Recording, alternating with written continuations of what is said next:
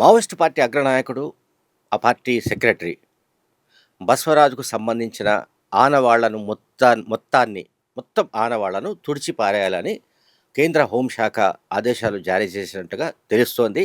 ఆయనకు సంబంధించిన స్మారక చిహ్నాలు, స్మారక స్తూపాలు, లేకపోతే ఫ్లెక్సీలు అండ్ చిత్రపటాలు వగైరా వగైరా ఏవైతే కనిపిస్తున్నాయో బీజాపూర్ జిల్లాలో గానీ, లేకుంటే దంతెవాడ, అబుజ్మడ్ ఈ ప్రాంతాల్లో ఎక్కడైతే కనిపిస్తున్నాయో వాటన్నిటిని తొలగించవలసిందిగా కేంద్ర హోంశాఖ ఆదేశాలతో సాయుధ బలగాలు ఇప్పుడు అదొక ఆపరేషన్‌ను చేపట్టాయి ప్రత్యేకంగా. బసవరాజు అంటే నంబాల కేశవరావు అలియాస్ బసవరాజు 2025 మేలో ఎన్‌కౌంటర్‌లో మరణించిన సంగతి మనకు తెలుసు. ఆ సందర్భంగా ఆయనతో పాటు ఇంకొక 26 మంది కూడా మావోయిస్టులు మృతి చెందారు. అండ్ సాయుధ భద్రతా బలగాలకు చెందిన ఇద్దరు జవాన్లు కూడా ఆ ఎన్‌కౌంటర్‌లో చనిపోయారు. తర్వాత బసవరాజు మృతదేహాన్ని ఆయన కుటుంబ సభ్యులకు ఇవ్వలేదు. శ్రీకాకుళం జిల్లాలోని ఆయన స్వగ్రామానికి ఆయన భౌతికాయాన్ని తీసుకువెళ్ళడానికి చేసిన ప్రయత్నాలు భగ్నమయ్యాయి అప్పట్లో. అండ్ పోలీసులే, ఛత్తీస్గఢ్‌కు సంబంధించిన పోలీసులే బసవరాజు అండ్ ఆయనతో పాటు ఉన్న మావోయిస్టుల అంత్యక్రియలు నిర్వహించారు. దహన సంస్కారాలు నిర్వహించారు. అయితే బీజాపూర్ అటువంటి ప్రాంతాల్లో అంటే దట్టమైన అడవుల్లో బసవరాజుకు సంబంధించిన స్మారక చిహ్నాలు, స్తూపాలు ఇవన్నీ కూడా కనిపిస్తున్నట్లు సమాచారం అందడంతో కేంద్ర హోంశాఖ అప్రమత్తమైంది. వాటన్నింటిని తొలగించాలని ఆదేశించింది. దాంతో వాటిని తొలగించే పనిలో ఉన్నారు. ఫిబ్రవరి 12న బీజాపూర్ జిల్లాలోని దట్టమైన అడవుల్లో బసవరాజుకు స్మారకంగా ఏర్పాటు చేసిన ఒక స్మారక స్తూపాన్ని భద్రతా దళాలు కూల్చేశాయి.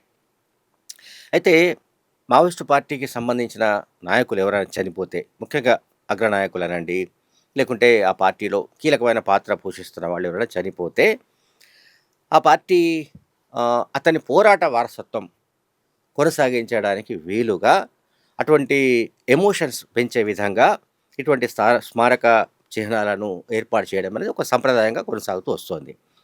ఇవి భౌతికంగా చిన్న నిర్మాణాలైనప్పటికీ, భౌతికంగా అవి తాత్కాలిక నిర్మాణాలైనప్పటికీ కూడా ప్రజలకు కానీ, అట్లాగే పార్టీ క్యాడర్‌లో కానీ మళ్ళీ ఒక ప్రేరణ ఇచ్చే విధంగా ఉంటాయని కేంద్ర హోంశాఖ భావిస్తోంది. ఒక అంచనా వేస్తోంది.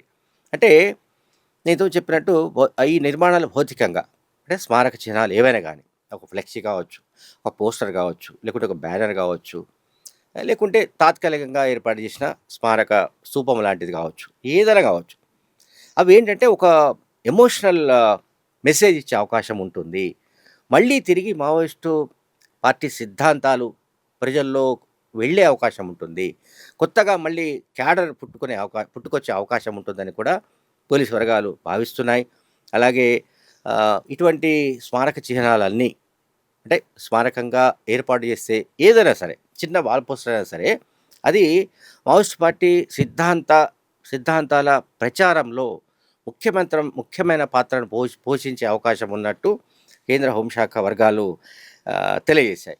కనుక వాటన్నింటినీ రిమూవ్ చేయాలని ఆదేశాలతో ఛత్తీస్గఢ్ లో పోలీసులు, డిఆర్జీ అండ్ సిఆర్పిఎఫ్ ఇటువంటి బలగాలన్నిటి కూడా వీటిని ఐడెంటిఫై చేసి ఎక్కడెక్కడ ఇటువంటివి ఉన్నాయి, అయితే ఫ్లెక్సీస్ కావచ్చు, బ్యానర్లు కావచ్చు, అండ్ చెట్లకు వేలాడదీసిన చిత్రపటాలు కావచ్చు బసవరాజువి, వాటిని తొలగించాలని ఆదేశాలు వచ్చాయి. వాటన్నింటినీ కూడా తొలగిస్తున్నట్టుగా మనకు ఇన్ఫర్మేషన్ అందుతోంది. అంటే ముఖ్యంగా ఇటువంటి స్మారక చిహ్నాలన్నీ కొత్త క్యాడర్ను ఆకర్షించడం కోసం పనికొస్తాయని కూడా కేంద్ర ఇంటెలిజెన్స్ వర్గాలు భావిస్తున్నాయి. అయితే కొత్తగా ఎవరైతే ఇప్పటి వరకు మావోయిస్టు పార్టీ గురించి తెలియని వాళ్లకు, మావోయిస్టు పార్టీ అంటే ఏమిటో అసలు కనీసం అవగాహన లేని వాళ్లకు ఇటువంటి స్మారక చిహ్నాలు చూడడం వల్ల, అటువంటి ప్రదర్శన వల్ల వాళ్ళు అటువైపు మావోయిస్టుల వైపు మొగ్గు చూపే ఛాన్సెస్ ఉండొచ్చు. మావోయిస్టు పార్టీలో వాళ్ళు సభ్యులుగా కూడా చేరే అవకాశాలు ఉండవచ్చునని ఇంటెలిజెన్స్ వర్గాలు చెబుతున్నాయి. అలాగే బసవరాజు విషయానికి వస్తే, నేను ఇంతకుముందు చెప్పినట్టుగా ఆయన ఆ పార్టీలో సెక్రటరీగా పనిచేశాడు, సెంట్రల్ మిలిటరీ కమిషన్ ఇన్ఛార్జిగా పనిచేశాడు. అలాగే ఆ పార్టీకి సంబంధించిన అత్యున్నత స్థాయి నాయకత్వ బాధ్యతలు నిర్వహించాడు ఎవరు, బసవరాజు. ఆయన సాయుధ పోరాట వ్యూహాలు గానీ, లేకుంటే గెరిల్లా పోరాట వ్యూహాలు గానీ, ఇవన్నీ చాలా విషయాలు బయటకొచ్చాయి. ఎన్కౌంటర్ తర్వాత అసలు బసవరాజు ఏం జేశాడు? ఆయన నేపథ్యం ఏమిటి? ఇవన్నీ కూడా వచ్చాయి. ఆయన దాదాపు 4 దశాబ్దాలకు పైగా ఆ పార్టీలో పనిజేశాడు. ఆ పార్టీకి పూర్తిగా అంకితమై పనిజేశాడు. వరంగల్ జిల్లాలో ఆయన ఎంటెక్ చదివిన తర్వాత ఆ పార్టీలోకి వెళ్ళిన సంగతి మనందరికీ తెలుసు. 4 దశాబ్దాలుగా ఆయన అండర్‌గ్రౌండ్‌లో పనిజేశాడు. అంటే అజ్ఞాతవాసంలో పనిజేశాడు. అండ్ మరీ ముఖ్యంగా ఏంటంటే దండకారణ్య ప్రాంతాన్ని తమ యుద్ధానికి సంబంధించి అంటే మావోయిస్ట్ పార్టీ ఏదైతే చెప్తుందో ప్రజాయుద్ధం, ఆ ప్రజాయుద్ధానికి సంబంధించిన కార్యాచరణ కేంద్రంగా దండకారణ్యాన్ని మొత్తంగా మలచడంలో అంటే దండకారణ్యాన్ని తమ ప్రజాయుద్ధ కార్యాచరణ కేంద్రంగా తీర్చిదిద్దడానికి బసవరాజు కృషి చాలా ఉన్నట్టుగా ఎన్టీఎస్ వర్గాలు చెప్తున్నాయి. సో ఈ కాంటెక్స్‌లో ఇప్పుడు ఇటువంటివన్నీ కూడా స్మారక చిహ్నాలు అనండి, ఎంతో చెప్పినట్టు ఫ్లెక్సీలు వగైరా ఏదైనా సరే, ఏ చిన్నది కనిపించినా, ఏ చిన్న పోస్టర్ కనిపించినా తక్షణం తొలగించాలని, అది ఎక్కడ కనిపించడానికి వీల్లేదని కూడా పెద్ద ఎత్తున ఆదేశాలు అందిన తర్వాత దీనికి సంబంధించి ఒక సెపరేట్ ఆపరేషన్ జరుగుతున్నట్టుగా ఛత్తీస్‌గఢ్ క్యాపిటల్ రాయ్‌పూర్‌లోని ఇంటెలిజెన్స్ వర్గాలు చెప్తున్నాయి. బసవరాజు గురించి దేశ విదేశాల్లో కూడా మనం చూసాం. ఆయనకు సంబంధించిన స్మారక సమావేశాలు నిర్వహించడం, లేకుంటే ఇతర ప్రదర్శనలు నిర్వహించడం, ఇవన్నీ కూడా మనం చూస్తున్నాం. స్విట్జర్లాండ్‌లో రీసెంట్‌గా ఒక మీటింగ్ జరిగింది. అంతకుముందు కేరళలో, తమిళనాడులో, లేకపోతే బెంగాల్‌లో బసవరాజుకు స్మారక స్మారకంగా బసవరాజు స్మారక సభలు నిర్వహించడాన్ని కూడా చూసాం.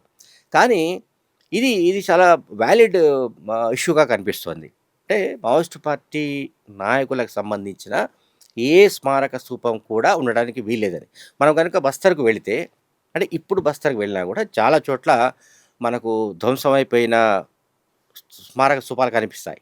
అవి చాలా వరకు మావోయిస్ట్ పార్టీకి సంబంధించినవే. మావోయిస్ట్ పార్టీ గెరిల్లా ఆర్మీలో పాల్గొని ఆ తర్వాత ఎన్కౌంటర్‌లో చనిపోయిన వాళ్ళ స్మారక స్తూపాలు మనకు అడుగడుగునా దర్శనమిస్తాయి.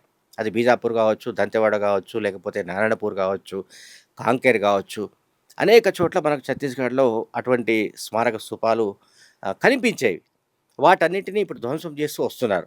అందులో భాగంగానే ఇప్పుడు తాజాగా ఇది ఐడెంటిఫై అయింది. అంటే బసవరాజు స్మారక చిహ్నాలు ఏర్పడ్డాయి.